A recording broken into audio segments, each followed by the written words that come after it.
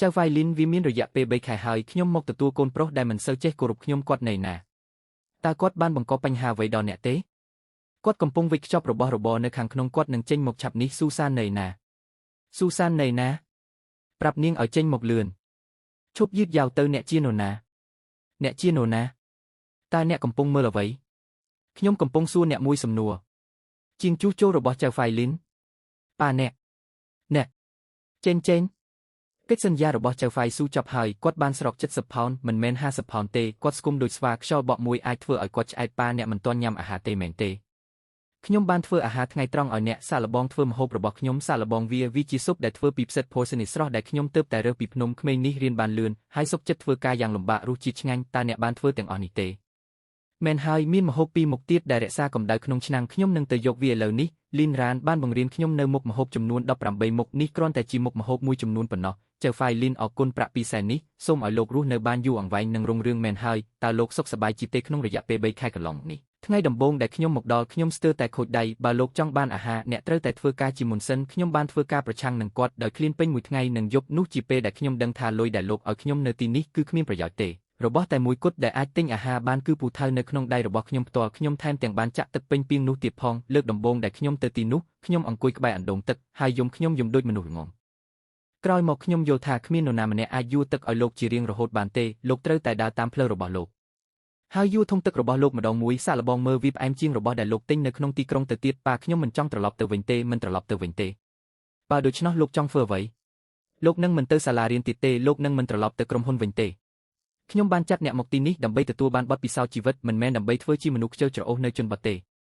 ខ្ញុំចង់ធ្វើឲ្យទីធ្លាតូចមួយនេះក្លាយជាកន្លែងដែលអាចព្យាបាលមនុស្សបានខ្ញុំចង់ឲ្យអ្នកវិនិយោគលើខ្ញុំមិនមែនលើកូនប្រុសរបស់ស៊ូហ្សេងយ៉ាងទេប៉ុន្តែលើអ្នកគ្រប់គ្រងគម្រោងម្នាក់ឈ្មោះសូថេនវិនិយោគលើអ្នកចង់បានផលចំណេញពីការវិនិយោគតើការវិតម្លៃហានិភ័យនេះជាអ្វីតើអ្នកគិតថានេះជាហ្គោយេទេ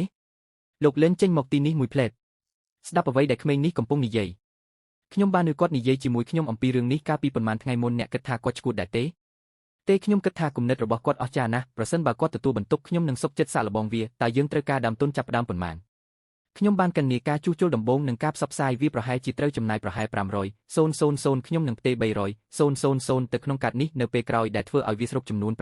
500,000ចាត់ទុកនេះជាការវិនិយោគលើកដំបូងរបស់ខ្ញុំនៅក្នុងគម្រោងរបស់កូនប្រុសខ្ញុំនឹងផ្ដល់ឲ្យអ្នកមួយឆ្នាំបន្ទាប់ពីមួយឆ្នាំខ្ញុំចង់ឃើញប្រាក់ចំណេញប្រសិនបើគម្រោងបរាជ័យអ្នកនឹងត្រូវត្រឡប់ទៅក្រុមហ៊ុនវិញដោយស្ដាប់បង្គាប់ហើយចាប់ផ្ដើមពីបាតដៃទេជាអ្នកដឹកអេវ៉ាន់យល់ព្រមវាជាកិច្ចព្រមព្រៀងមួយយល់ព្រមលីនឈីងខ្ញុំខ្លាចបន្តិចល្អណាស់ការភ័យខ្លាចមានន័យថាអ្នកខ្វល់តោះទៅនៅក្នុងគម្រោងរបស់យើងភារកិច្ចដំបូងរបស់យើងគឺបោះកាំបិតចូលការជ្រើសរើសបុគ្គលិកវាហាក់ដូចជាហើយយួរធុងទឹករបស់លោកម្ដងមួយសាកល្បងមើលវាផ្អែមជាងរបស់ដែលលោកទិញនៅក្នុងទីក្រុងទៅទៀតប៉ាខ្ញុំមិនចង់ត្រឡប់ទៅវិញទេមិនត្រឡប់ទៅវិញទេបើដូច្នោះលោកចង់ធ្វើអ្វីលោកនឹងមិនទៅសាលារៀនទៀតទេលោកនឹងមិនត្រឡប់ទៅក្រុមហ៊ុនវិញទេខ្ញុំបានចាត់អ្នកមកទីនេះដើម្បីទទួលបានបទពិសោធន៍ជីវិតមិនមែនដើម្បីធ្វើជាមនុស្សខ្ជិលច្រអូសនៅជនបទទេខ្ញុំចង់ធ្វើឲ្យទីធ្លាតូចមួយនេះក្លាយជាកន្លែងដែលអាចព្យាបាលមនុស្សបានខ្ញុំចង់ឲ្យអ្នកវិនិយោគលើខ្ញុំមិនមែនលើកូនប្រុសរបស់ស៊ូហ្សេងយ៉ាងទេប៉ុន្តែលើអ្នកគ្រប់គ្រងគម្រោងម្នាក់ឈ្មោះសូថេនវិនិយោគលើអ្នកចង់បានផលចំណេញពីការវិនិយោគតើការវិតម្លៃហានិភ័យនេះជាអ្វី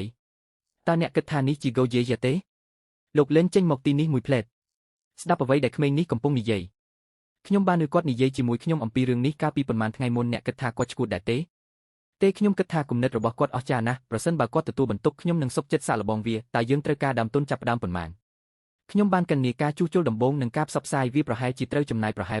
500,000ខ្ញុំនឹងផ្ទេរ300,000ទៅក្នុងកាតនេះនៅពេលក្រោយដែលធ្វើឲ្យវាសរុបចំនួន500,000ចាត់ទុកនេះជាការវិនិយោគលើកដំបូងរបស់ខ្ញុំនៅក្នុងគម្រោងរបស់កូនប្រុសខ្ញុំនឹងផ្ដល់ឲ្យអ្នកមួយឆ្នាំបន្ទាប់ពីមួយឆ្នាំខ្ញុំចង់ឃើញប្រាក់ចំណេញប្រសិនបើគម្រោងបរាជ័យអ្នកនឹងត្រូវត្រឡប់ទៅក្រុមហ៊ុនវិញដោយស្ដាប់បង្គាប់ហើយចាប់ផ្ដើមពីបាតដៃទេជាអ្នកដឹកអេវ៉ាន់យល់ព្រមវាជាកិច្ចព្រមព្រៀងមួយយល់ព្រមលីនឈីងខ្ញុំ